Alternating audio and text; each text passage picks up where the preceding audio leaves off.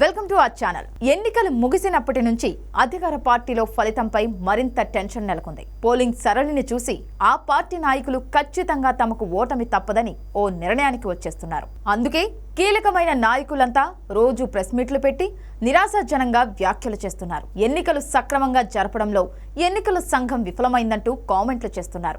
మంత్రి అంబటి రాంబాబు, మాజీ మంత్రి పేర్ని నాని వంటి వారు ఏకంగా పోలీసులను నిందిస్తున్నారు. కూటమిలో 4వ పార్టీగా పోలీసులు చేరారంటూ మంత్రి అంబటి రాంబాబు అర్థం లేని తెలివి తక్కువ ఆరోపణలు చేస్తున్నారు. రాష్ట్రంలో వైసీపీనే అధికారంలో ఉండగా పోలీసులు కూటమి పార్టీలకు సహకరిస్తున్నారంటూ ఇంగితం లేని ఆరోపణలు చేస్తున్నారు అంబటి రాంబాబు.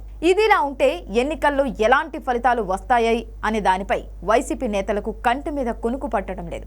తమ సర్వే సంస్థలను కూడా నమ్మే పరిస్థితిలో వారు లేనట్లుగా అర్థమవుతుంది. ఒక్క ఐపాక్ సర్వేలపైనే కాకుండా సీఎం జగన్ తన పత్రికల్ని కూడా వాడుకుంటున్నారు. తన మీడియా సంస్థల్లో భాగంగా ఉన్న ఇంగ్లీష్ పత్రిక, వెబ్సైట్ సాక్షి పోస్ట్ ద్వారా సర్వే చేయించారు. అయితే ఇందులో సంచలన ఫలితాలు బయటికి వచ్చినట్లుగా చెబుతున్నారు. సొంత మీడియా సంస్థ చేసిన ఈ ఫలితాలను చూసి వారికి దిమ్మ తిరిగిపోయిందని, అందుకే వాటిని బయటకు కూడా రానివ్వడం లేదని ప్రచారం జరుగుతోంది. అయితే విశ్వసనీయంగా తెలిసిన వివరాల ప్రకారం అధికార పార్టీకి అసెంబ్లీ ఎన్నికల్లో 45 నుంచి 51 స్థానాలకు మించవని సాక్షి పోస్ట్ సర్వే నివేదికలో తేలినట్లు తెలిసిందే. మరోవైపు పార్లమెంటు స్థానాలు 3 లేదా 4కే పరిమితం అవుతాయని తేలినట్లు తెలిసిందే. ఈ ఫలితాలు చూసి జగన్మోహన్ రెడ్డి నిశ్చేష్ణుడైనట్లుగా చెబుతున్నారు. అయితే ఎన్నికల ఫలితాలను అంచనా వేసే పనిని అధికార పార్టీ విపరీతంగా చేపడుతోంది. ఈ మధ్య ఎన్నికలు ముగిసిన మరుసటి రోజు నుంచి పలువురికి పదే ఫోన్ కాల్స్ వస్తున్నాయి. IVRS వాయిస్ తో వస్తున్న ఆ కాల్స్ లో వైఎస్ఆర్సీపీకి ఓటు వేసి ఉంటే